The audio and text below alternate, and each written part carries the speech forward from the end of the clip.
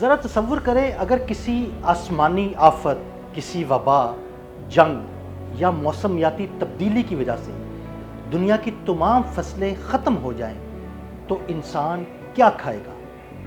انسان کو اگر ایسے کسی غذائی بحران کا سامنا کرنا پڑے تو انسان زندہ کیسے رہے گا؟ اگر ایسے بہت سے سوالات آپ کے ذہن میں بھی ابھرتے ہیں تو آج آپ کو برفیلے پہاڑوں کے اندر چھپے ایک ایسے خزانے کی کہانی سناتے ہیں جو آپ کے ان تمام سوالات کا جواب دینے کے لیے کافی ہے۔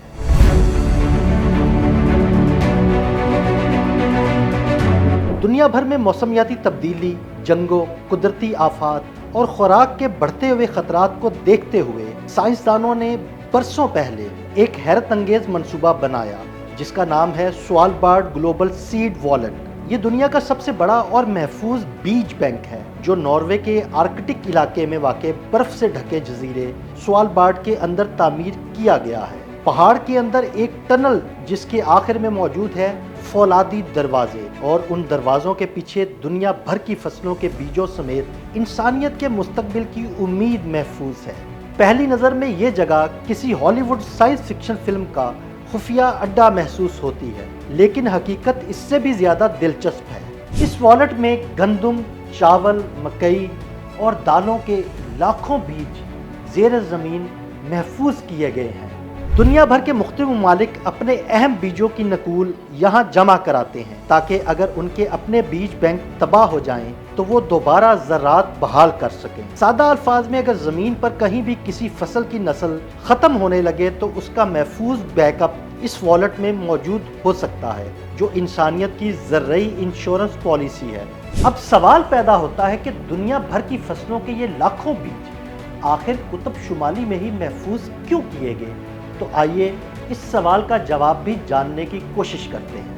یہ علاقہ قدرتی طور پر انتہائی سرد رہتا ہے۔ درجہ حرارت اتنا کم ہوتا ہے کہ اگر بجلی کا نظام بھی بند ہو جائے تو برف اور منجمد زمین بیجوں کو طویل عرصے تک محفوظ رکھ سکتی ہے۔ ماہرین کا کہنا ہے کہ ایسے حالات میں کئی بیج سینکڑوں بلکہ ہزاروں سال تک محفوظ رہ سکتے ہیں۔ اسی لیے اس جگہ کو انسانیت کے آخری حفاظتی ذخیرے کے طور پر منتخب کیا گیا ہے۔ شاید آپ کو یقین نہ آئے لیکن اس زمین کی تعمیر ایسے انداز میں کی گئی ہے جو شدید طوفانوں اور قدرتی آفات سے بھی محفوظ رہ سکتی ہے۔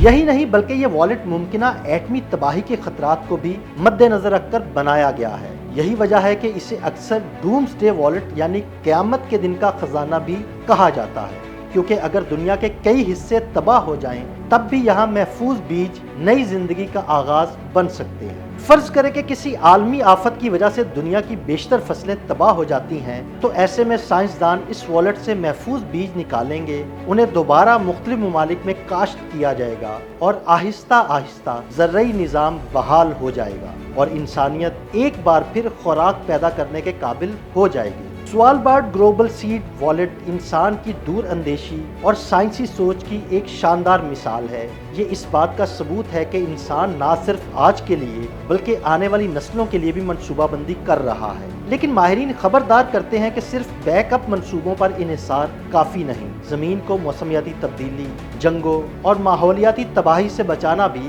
اتنا ہی ضروری ہے، کیونکہ سب سے بہترین بیک اپ پلان یہی ہے کہ ہمیں اسے کبھی بھی استعمال کرنے کی ضرورت ہی نہ پڑے۔